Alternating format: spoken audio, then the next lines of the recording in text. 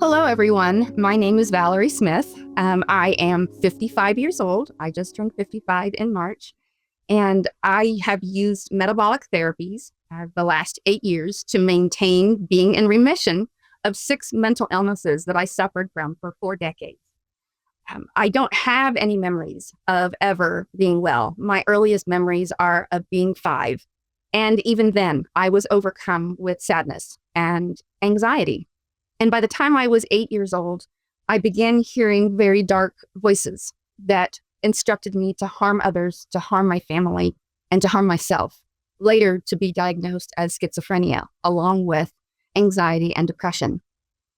The schizophrenia was so unlivable that by the time I entered into my teen years, I had turned the self-hatred of the voices away from harming others, and I turned it on myself.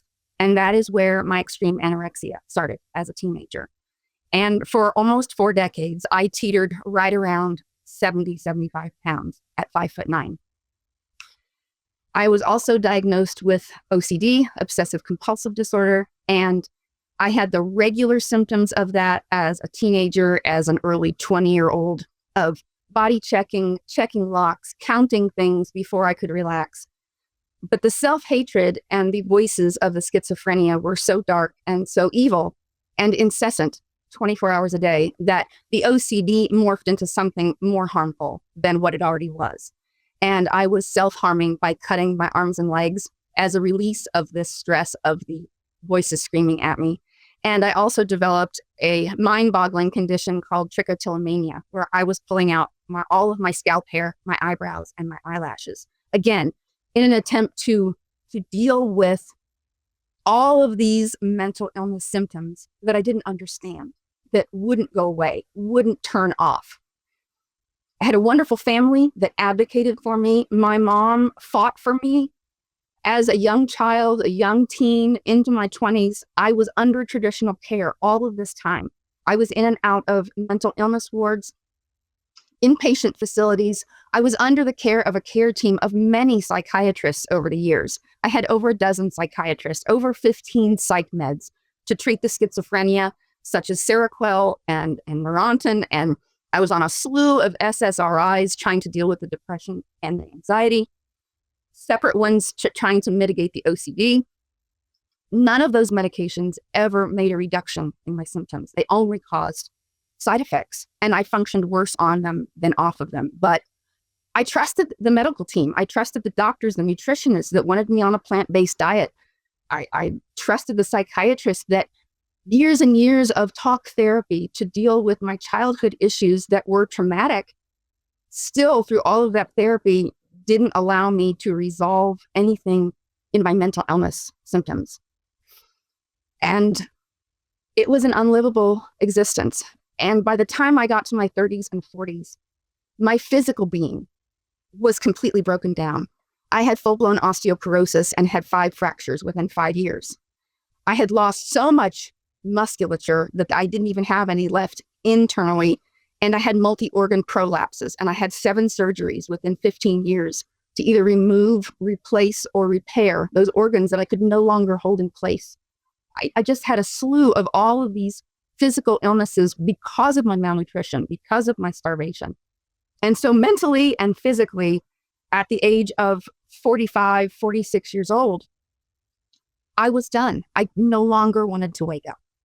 I just wanted to go to sleep and not wake up anymore. Life was dark. Life was gray. There was no color. There was no functioning. My relationships with my family suffered because they were always on the caretaking end. I always needed someone to fill me up with some sort of energy and mood because I could not function.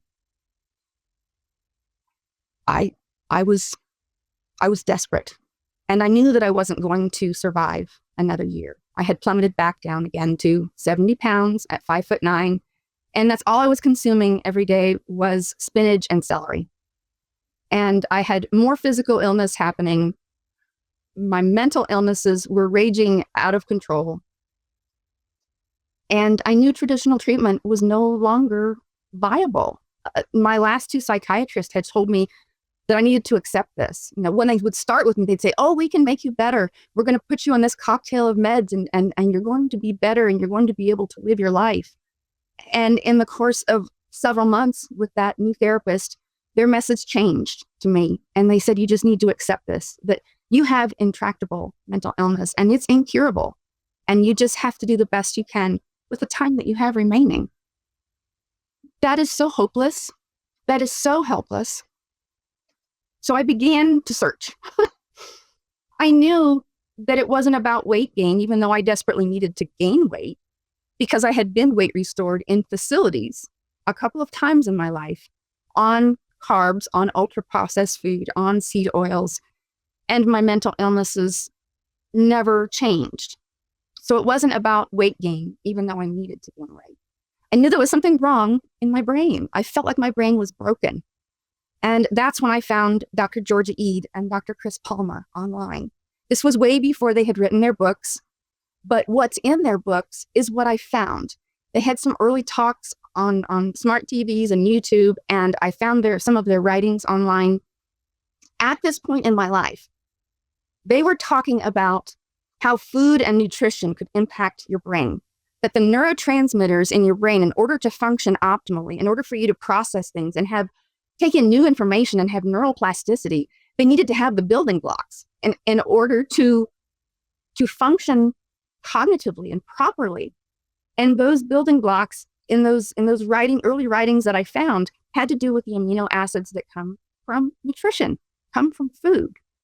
And that was a crossroads for me, because at that point that I found both of them, I had spent 35 years eating no animal products whatsoever. No eggs, no dairy, nothing at all. I had either just eaten vegetables, so I was a functioning vegan, I guess to say, but not really. It wasn't for ideology, and I wasn't doing a well-constructed vegan diet that included, grains and oils and all of these different things that you can do to make it be healthy.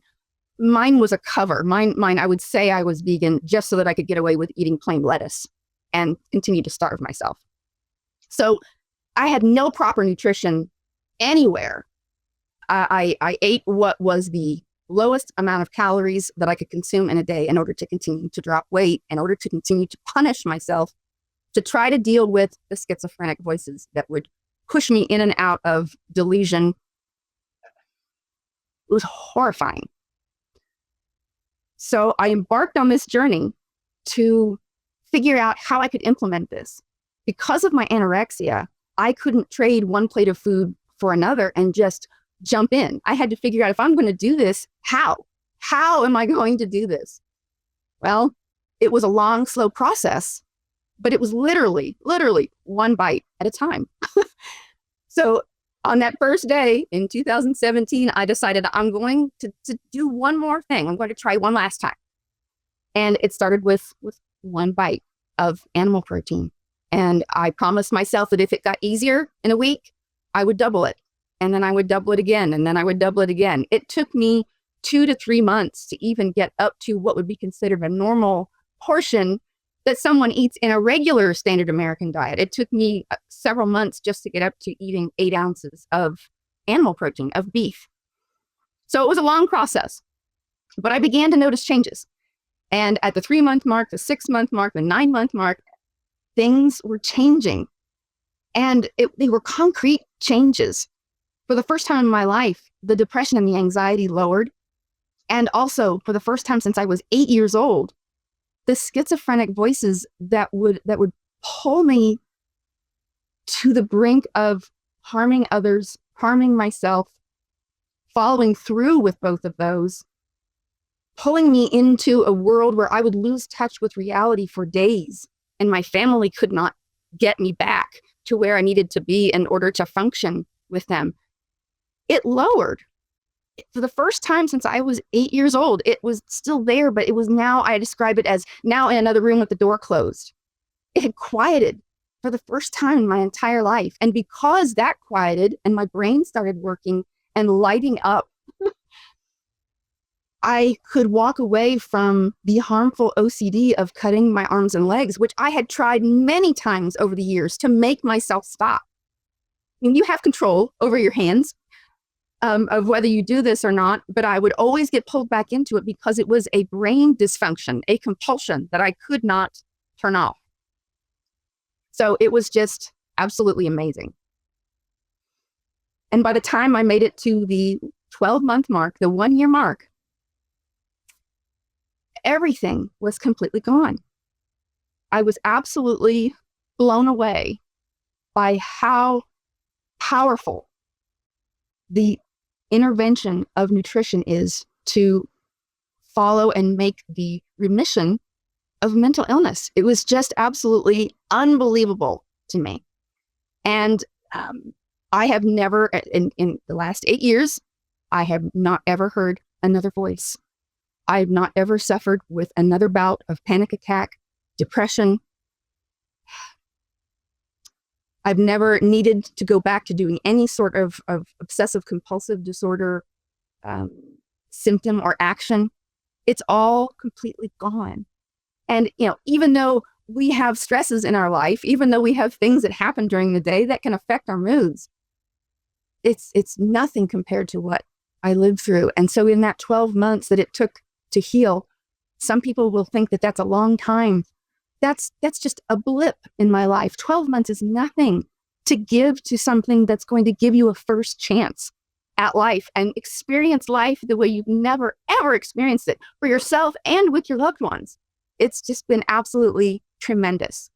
When you embark on ketogenic metabolic therapy, the changes that you need to make in what foods will heal you and what foods can potentially harm you can cause a drastic change in your system. And if you do it gradually, you probably more than likely will have less struggle.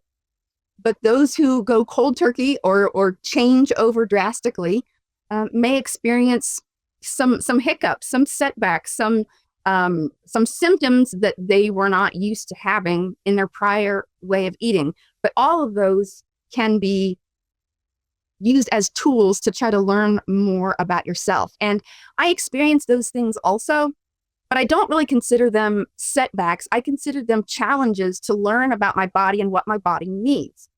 So if you're going over into a ketogenic diet, whether it includes animal products or not, or you're going into a ketogenic carnivore diet of meat only, which is what I did, when you eliminate carbohydrates, the carbohydrates are what your body is used to hydrating your cell with. And so when you eliminate most of those, it's very easy to create an electrolyte imbalance in your body. Salt, magnesium, potassium, all of those things can get a little bit out of whack. And if you've never experienced that before, you were experiencing some hypoglycemia, you're experiencing some bathroom issues and some diarrhea, and you're experiencing some lightheadedness and tiredness. Those all have to do with restricting carbohydrates, teaching your body how to run in ketosis, on ketones and fat-fueled, and your cells and your body getting used to changing over. And so I don't look at it as a setback, but as a challenge of what does my body need now to run optimally? Do I need more minerals? Do I need potassium and magnesium? Am I experiencing insomnia? Do I need some support at night in order to help me fall asleep better and stay asleep longer with some supplements like glycine and L-theanine that our bodies and brains need? And those all can be used either temporarily or long-term to help your system adjust to this way of eating. Using this as an elimination diet and understanding what your own individualized body needs and how strict that you need to go. I always tell people that we only need to go as strict as our illnesses dictate. Many people thrive on a medically ketogenic diet that is low carb, but still includes some low carb vegetables and nuts and seeds. I needed to go farther than that. I had physical illnesses that were being caused by overconsumption of oxalates. And so I had to remove the plants in my life and go as strict as I possibly could get with the lion diet of beef, salt, and water only in order to heal those illnesses that were directly being caused by the high oxalates. So, these challenges that we go through can all be mitigated if you do enough reading, if you do enough podcast watching, if you find books and reach out to others that have gone through this, and they can be a resource to you and advise you of who you need to contact, what book you need to read, advice on how to get through it, some tools in the toolbox to get you through these challenging times and get you to a place where your body is thriving on this diet. Many people have come to me over the years with mental health issues, and they've contacted me and with depression, anxiety, bipolar, PTSD, some with anorexia, many with depression and anxiety, and they're weary to try metabolic therapy. And they'll ask me, why? Why should I do this? Why should I change what I'm eating? How is it going to make that big of a difference in how I feel? I usually ask them questions. Is your current therapy making you thrive? Do you have overflowing joy each day, or do you struggle to get through the day? Is the current therapy that you're doing or the medications that you're on providing you with enough symptom relief that you feel like you could just conquer the world, that you could just be strong and be a driving force in your family, in your community, to advocate for healing? If your current therapy is doing that for you, I would tell them to stay with that. But if you can honestly sit back and evaluate how you're feeling on a daily basis, are you struggling? Are you near tears? Does it take, lots of coffee and lots of medications to get you going in the morning? I would ask you to seriously consider doing this. This metabolic nutrition therapy has no side effects. There are no drug side effects that you'll have to mitigate. There may be some challenges along the way in order to get your hydration right or your minerals right. And all of those things can be dealt with and successfully navigated through if you don't give up. If you give it a really great chance and reach out to others and say, this is what I'm experiencing right now. Did you experience this? And what do I do about it in order to stay in this ketogenic therapy to see if it will help me? So I always tell others that it's always worth it, because no one is too far gone, no one is beyond hope, and no one is beyond healing. And there are thousands of us that have either made great strides in their mental illness, have considered themselves to be recovered, or considered themselves to be in complete remission and don't experience any symptoms at all. And that's what I have experienced. So I always encourage others that it is so worth it.